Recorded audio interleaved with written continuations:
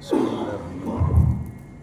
Assalamualaikum warahmatullahi wabarakatuh.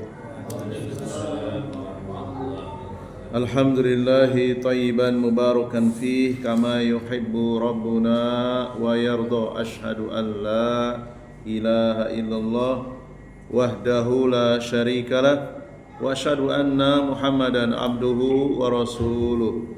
Ya ayyuhalladzina amanu taqullaha haqqa tuqatihi wa la tamutunna illa wa antum muslimun. Ya ayuhan nasu taqu rabbakumul ladzi khalaqakum min nafsin wahidah wa khalaqa minha zawjaha wa batha minhuma rijalan katsiran wa nisaa wa taqullaha alladzi tasaaluna bihi wal arham innallaha kana 'alaikum raqiba. Ya ayyuhalladzina amanu taqullaha wa qulu qawlan sadida yuslih lakum a'malakum wa yaghfir lakum dunubakum wa man yuti'illaha wa rasulahu faqad faza fawzan 'azima. Wa qala nabiyyu sallallahu alaihi wa ala alihi wa sallam fa inna asdaqal hadisi kitabullah wa khairul hadi hadi Muhammadin sallallahu alaihi wasallam wa syarrul umuri muhdatsatuha fa inna kulla muhdatsatin bid'ah wa kulla bid'atin dhalalah wa kulla dhalalatin finnar. Ahibati fillah rahimani wa rahimakumullah. Jamaah salat maghrib Masjid Muhammadiyah Darul Hasan rahimani wa rahimakumullah. Alhamdulillah pada malam hari yang penuh berkah ini Allah Jalla Jalaluh kembali mempertemukan kita dalam kajian rutin membahas tafsir surat Al-Fatihah yang ditulis oleh Asy-Syaikh Profesor Dr. Shaleh bin Fauzan Abdillah Al-Fauzan. Ghafarallahu lahu wa liwalidayhi wa li jami'il muslimin. Salawat serta salam semoga tercurah limpahkan kepada Nabi besar Nabi Muhammad sallallahu alaihi wasallam, kepada ahli bait beliau, keluarga beliau, sahabat beliau dan umatnya yang senantiasa istiqomah mengikuti manhaj, mengikuti tata cara beragama beliau ila yaumil qiyamah, sampai hari kiamat nanti. Dan semoga kitab ini menjadi sarana Allah SWT menurunkan ilmunya sehingga kita bisa mengamalkannya dan menjadikan bekal untuk menghadap Allah setiap kapanpun kita akan bertemu atau dipanggil menghadapnya. Jamaah sekalian, di pertemuan yang lalu kita telah membahas sebagian tafsir surat Al-Fatihah, dimulai dari nama-nama surat Al-Fatihah, kemudian tafsir tentang tauhid, kemudian tafsir doa, tafsir bantahan, kemudian berikutnya yaitu tafsir rukun ibadah. Ayat yang berbunyi Alhamdulillahirabbil alamin, yang artinya segala pujian hanya untuk Allah pengatur seluruh alam. Kita tahu bahwa pujian itu adalah representasi rasa cinta atas kemaha berjasaannya Allah SWT yang telah banyak memberikan nikmat yang tak terhingga. Bukan hanya kepada Allah saja kita memuji, kepada makhluk pun yang punya jasa kepada kita pasti kita akan memuji. Kepada pasangan kita misalnya, kita akan memuji istri kita karena istri kita berjasa, banyak memberikan nikmat kepada kita.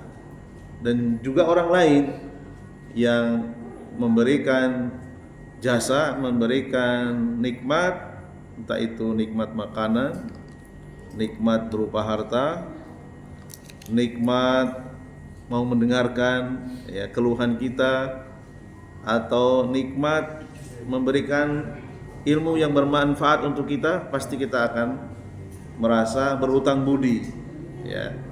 Kita akan berusaha membalasnya, minimal dengan memujinya, mendoakannya.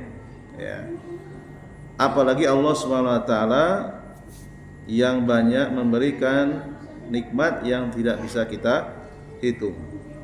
Dan kata para ulama, pujian itu sama artinya dengan cinta.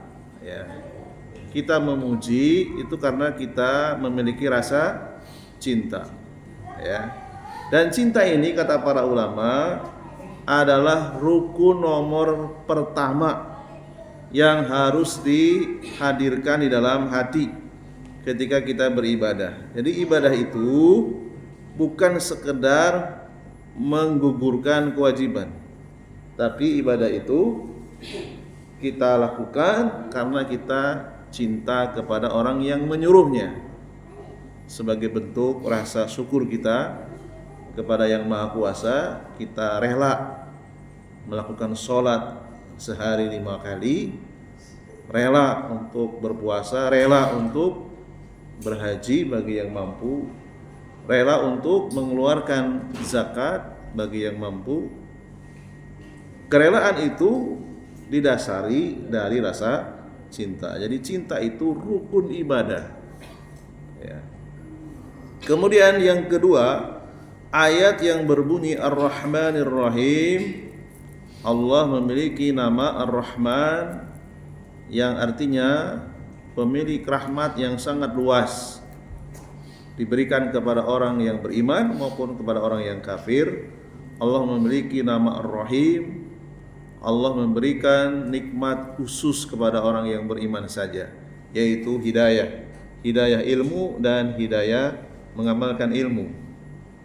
Konsekuensinya ketika Allah menyebut dirinya, saya ini punya nama Ar-Rahman, saya ini punya nama Ar-Rahim, yang artinya yang maha pengasih dan maha penyayang. Konsekuensinya apa? Kalau Allah sudah menyatakan dirinya itu maha pengasih, maha penyayang, maka harus ada yang disayangi, harus ada yang dikasihi. Siapa? Makhluk-makhluknya, termasuk manusia. Jadi di dalam ibadah itu harus ada perasaan berharap, karena Allah memiliki nama Ar-Rahman Ar-Rahim. Allah maha pengasih, Allah maha penyayang.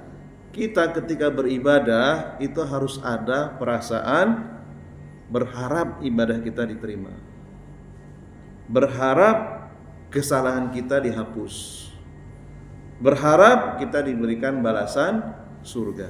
Harus ada. Ya, dan ini adalah rukun ibadah yang kedua. Kemudian ayat yang berikutnya yang berbunyi Maliki Yaumiddin. Allah memiliki nama Malik yang menguasai ad-din, menguasai hari kiamat, penguasa di hari akhir. Allah akan mengadili setiap mukmin, setiap mukminah, setiap muslim, setiap muslimah, mengadili berduaan. Entah berapa miliar kaum muslimin yang akan diadili langsung oleh Allah SWT dengan tertutup, ya, tanpa ada yang tahu, cuma berduaan saja dengan Allah SWT. Adapun orang-orang kafir, di dalamnya orang-orang musyrik, orang-orang munafik, orang-orang ateis, itu akan diadili dengan cara disaksikan oleh seluruh manusia sejak Nabi Adam sampai manusia yang terakhir. Sengaja Allah buka itu, dipertontonkan, seakan-akan berada di lapangan. Semua manusia melihatnya. Bisa dicek dalam kitab Syarah Aqidah Al-Wasithiyah karya Syekh Muhammad bin Shalih Al-Utsaimin rahimahullah ta'ala. Sehingga para ulama menjelaskan, ketika kita tahu bahwasanya suatu saat nanti kita akan dihakimi, akan diadili, akan diinterogasi, ya, rekaman-rekaman dosa-dosa kita akan dibuka semuanya. Kamu dulu pernah melakukan maksiat A, maksiat B, di bulan ini, di hari ini, di tempat ini, ngaku atau enggak gitu ya? Iya, saya melakukannya. Satu-satu disebutkan satu-satu. Maksiat yang pernah kita lakukan semenjak kita mimpi basah, semenjak kita balik. Karena anak-anak tidak terhitung. Anak-anak tidak terhitung melakukan dosa. Semenjak kita balik, dosa apa yang kita lakukan apa saja sampai kita mati, itu rekaman-rekamannya akan diputar ulang kembali, diperlihatkan di depan Allah. Sampai seorang mukmin itu merasa dirinya hancur sehancur-hancur. Kayaknya saya nggak bakalan masuk surga ini, karena diperlihatkan semua maksiat-maksiatnya. Ya. Ketika dia sudah merasa hancur, lalu kemudian Allah mengatakan, dosa kamu sudah saya ampuni. Karena apa? Karena seorang mukmin itu walaupun dosanya sangat banyak sekali, karena dia mati dalam keadaan tidak berbuat syirik, mati dalam keadaan sudah bertaubat dari kesyirikan, Allah hapus semuanya dosa-dosanya. Entah itu dengan cara disiksa terlebih dahulu atau langsung tanpa masuk ke neraka. Ya. Tetapi setiap orang akan merasakan ketakutan yang luar biasa karena diperlihatkan keburukan-keburukan kita. Keburukan-keburukan kita yang rahasia akan dibongkar semuanya. Dan itu menimbulkan rasa takut di dalam diri kita. Sehingga para ulama berkesimpulan rasa takut ini menjadi rukun ibadah yang ketiga. Cinta, berharap, takut. Ketika kita ibadah, kita harus menghadirkan rasa takut setelah cinta dan berharap. Takut kalau ibadah kita tidak diterima. Jangan-jangan ibadah saya nggak diterima ini. Ya. Takut kalau kita nantinya akan disiksa karena belum dihapus dosa-dosa kita. Kita belum pernah mendapatkan bocoran. Kalau bocoran sekolah mungkin ada ya. Tapi kalau bocoran soal dosa kita dihapus atau enggak belum pernah ada. Tersimpan rapat. Demikian juga ibadah yang kita lakukan apakah berpahala atau tidak enggak ada yang tahu. Ya, sehingga kita harus menghadirkan rasa takut. Para ulama mereka adalah orang-orang yang mendapatkan warisan, yaitu warisan ilmu dari para nabi, dari para rasul. Mereka membimbing manusia, menasihatkan manusia, kaum muslimin, tidak boleh kita beribadah dengan menghilangkan rasa berharap dan rasa takut, hanya cinta saja. Apakah ada? Ada. Ada seorang tokoh yang bernama Rabi'ah al-Adawiyah mengatakan secara maknawi, aku beribadah kepada Allah bukan karena berharap surga, tapi aku berharap kepada pemilik surga. Ya. Kemudian dia juga mengatakan, aku menjauhi dosa bukan takut masuk neraka, tapi aku takut kepada pemilik neraka. Aku beribadah semata-mata karena cinta kepada Allah. Ini adalah kelompok yang ekstrim, kelompok yang keluar dari batas kenormalan. Jadi beribadah tidak mengharap surga, menjauhi maksiat bukan takut masuk neraka. Ini bertentangan dengan amalan para nabi. Ya. Rasulullah SAW pernah bersabda, man sa'alallaha al-jannata, barang siapa yang mengangkat tangannya meminta kepada Allah surga, salasa marratin, 3 kali. Mau dengan bahasa sendiri, bahasa Arab atau bahasa Melayu terserah. Allahumma inni as'alukal jannatal firdaus misalnya. 3 kali, maka surga akan menjawabnya. Jadi surga itu makhluk yang bisa berbicara. Apa ucapan surga? Surga akan mengatakan, Allahumma adkhilhul jannata. Ya Allah, masukkan dia ke dalam surga. Karena dia sudah minta 3 kali. Jadi minimal 3 kali berdasarkan hadis ini. Ya. surga berani mengatakan Allahumma adkhilhul jannata, karena dia tahu orang yang memintanya ini adalah orang yang bertauhid. Orang yang bertauhid berusaha menjaga tauhidnya. Demikian juga ketika seseorang berdoa, mengangkat tangan, meminta kepada Allah, man istajaro minan nari salasa marrat, barang siapa yang berlindung kepada Allah, minta dijauhkan dari neraka 3 kali. Qalatin naru, neraka pun mengatakan atau menjawab, Allahumma ajirhu minan nari, ya Allah jauhkan dia dari neraka.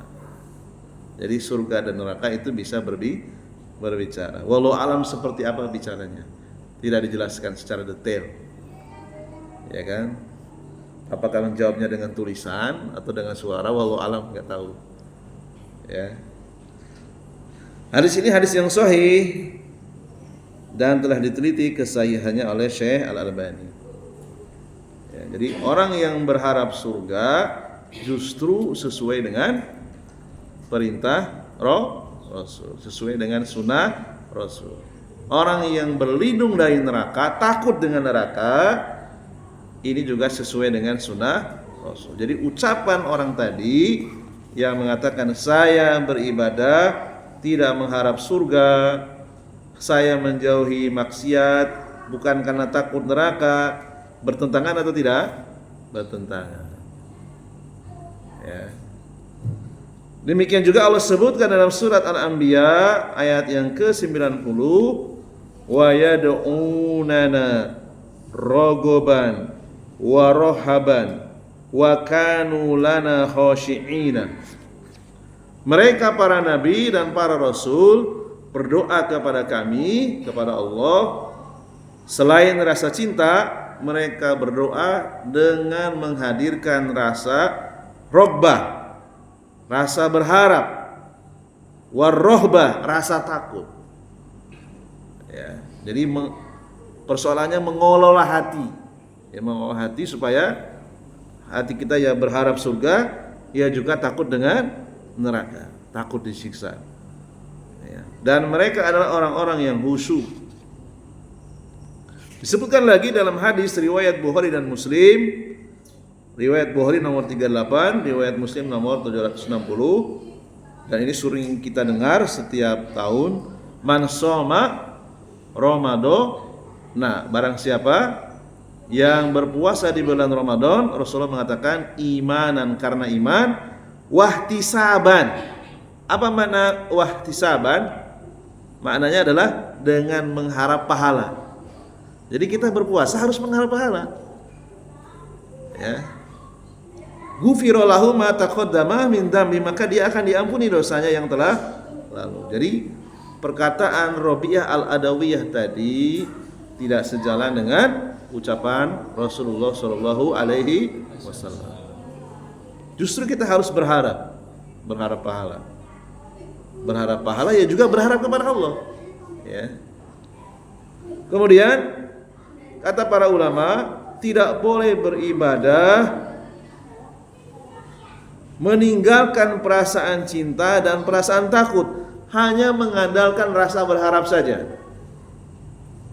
Dia hanya mengandalkan sifat maha kasih Allah saja. Allah itu kan maha pengasih, Allah itu kan maha penyayang. Dia lupa Allah juga memiliki sifat murka. Allah memiliki sifat murka sesuai dengan kemuliaannya. Kok bisa? Bisa. Beda dengan manusia. Manusia kadang marah tidak pada tempatnya. Kalau Allah marah pada tempatnya. Apa dalilnya? Ghairil maghdubi alaihim. Orang-orang yang dimurkai, yang dibenci. Siapa yang dimurkai? Yahudi. Siapa yang memurkai? Allah SWT. Ya. Jadi orang-orang yang beribadah hanya mengandalkan rasa berharap saja, tidak menghadirkan rasa cinta dan rasa takut, Ya. Padahal Allah memiliki sifat bisa menyiksa manusia karena perbuatan dosanya. Ya. Sehingga orang yang hanya mengandalkan rasa berharap, dia akan meremehkan ancaman Allah SWT. Ketika dia jatuh dalam kesalahan, diingatkan, orang yang mengingatkan dianggap lewat begitu saja. Ya.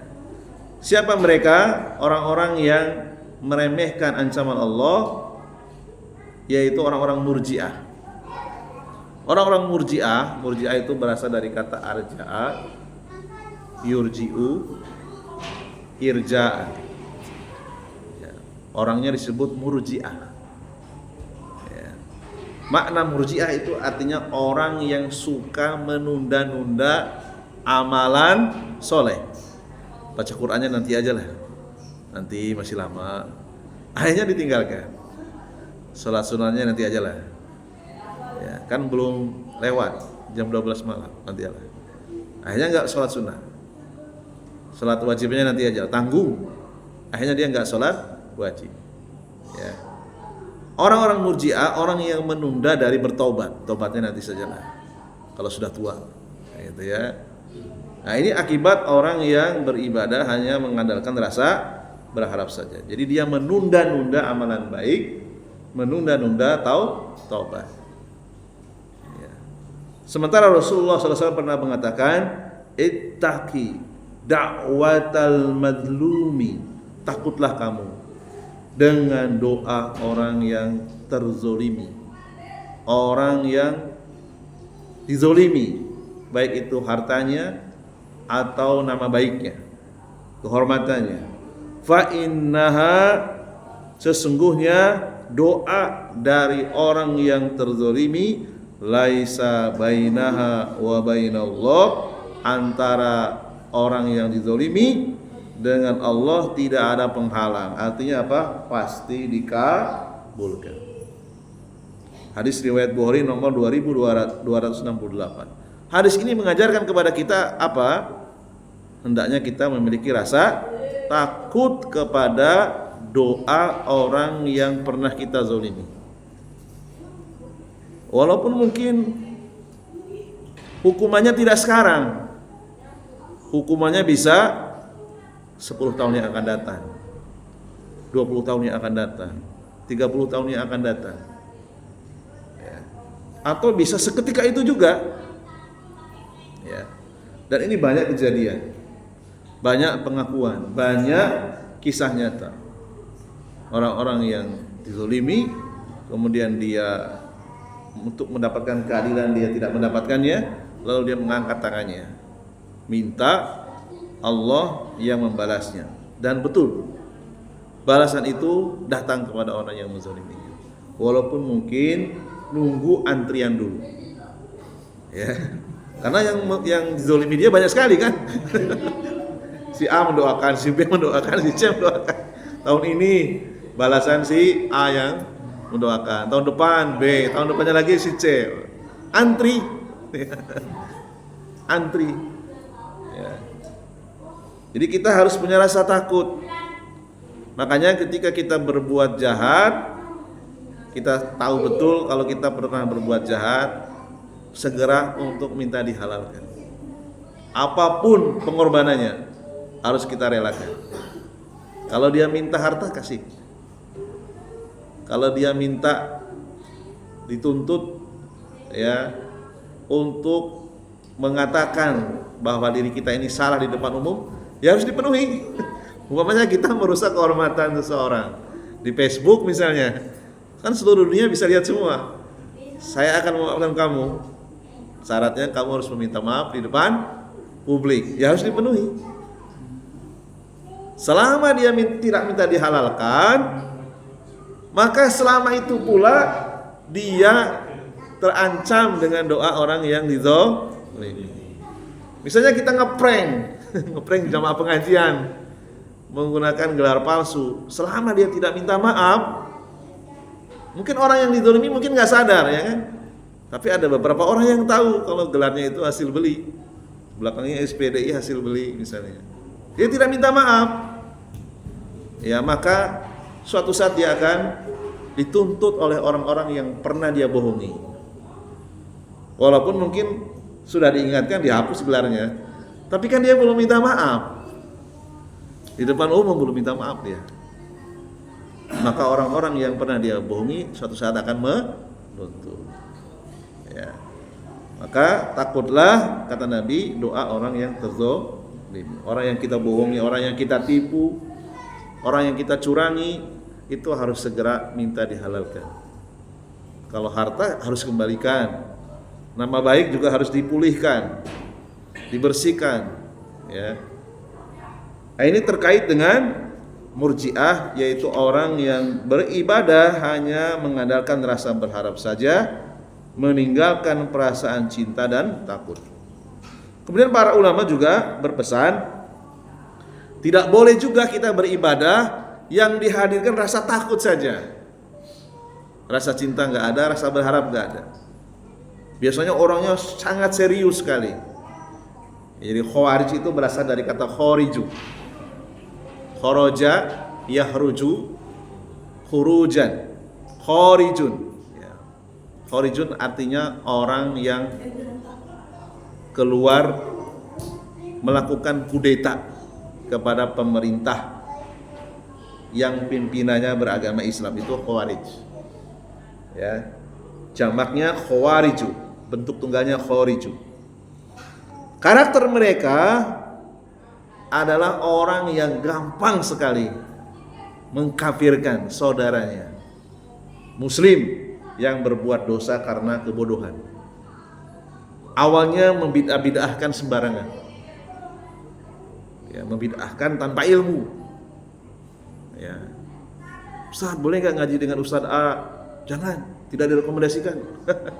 Gitu ya. Padahal Ustaz itu kalau ditanya salah dia apa? Gak tahu saya. Pokoknya gak direkomendasikan. Ini ciri-ciri orang yang bergampangan merusak kehormatan. Tidak ada jaminan ketika seseorang bertanya kepada gurunya, guru saya boleh gak menuntut ilmu kepada si fulan? Lalu gurunya melarang, tapi tidak diberikan alasan yang jelas. Perkataan gurunya tidak ada jaminan benar. Ya, bahkan terkadang tidak sesuai.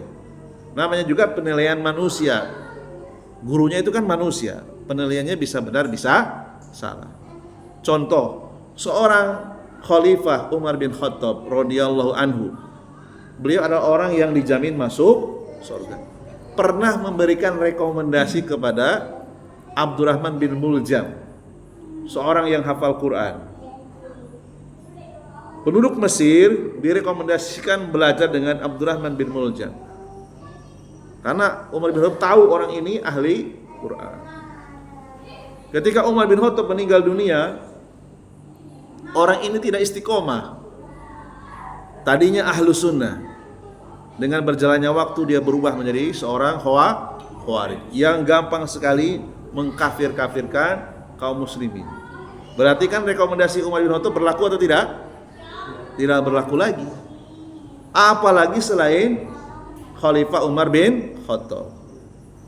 Ya, makanya kita tidak boleh mengkultuskan guru kita, tidak boleh kita taklid buta dengan guru kita. Misalnya guru kita melarang kita belajar kepada guru yang lain, alasannya apa? Harus jelas. Apakah guru itu melakukan pelanggaran akidah? Kalau tidak, apalagi alasannya? Apakah melanggar pokok-pokok agama? Kalau tidak, maka guru yang melarang-larang muridnya belajar kepada guru yang lain tanpa memberikan penjelasan yang jelas, itu adalah hawa nafsu. Dan ini biasanya kelompok khawarij. Walaupun mereka menyebut dirinya ahlu sunnah, tapi kalau perilakunya gampang sekali memponis, gampang sekali mengkafirkan di luar kelompoknya, membid'ah-bid'ahkan di luar kelompoknya tanpa kaidah yang benar. Ini adalah ciri orang-orang khawarij. Ya. Sudah habis waktunya? Berapa menit lagi? Lanjut? Dialog. Berapa menit lagi? 10 menit lagi. Mau dialog atau lanjut terserah? Dialog. Biar menarik ya. Ya. Baik. Saya bacakan sedikit lagi. Ada perkataan Ibnu Qayyim rahimahullah taala. Beliau mengatakan, kullu ma'siyatin uyrat biha akhaka fahiya ilaika yahtamilu an yurida bihi annaha sa'iratun ilaika wala budda an ta'malaha. Setiap maksiat yang dijelek-jelekan yang ada pada saudaramu, maka itu akan kembali kepadamu. Maksudnya, engkau bisa dipastikan akan melakukan dosa tersebut. Jadi menjelek-jelekan itu berbeda dengan memberi nasihat. Menjelek-jelekan ini biasanya yang dilakukan oleh orang-orang Khawarij. Ya, barangkali itu dulu. Nanti insya Allah kita akan lanjut penjelasan berikutnya. Kita buka dulu diskusi atau tanya jawab.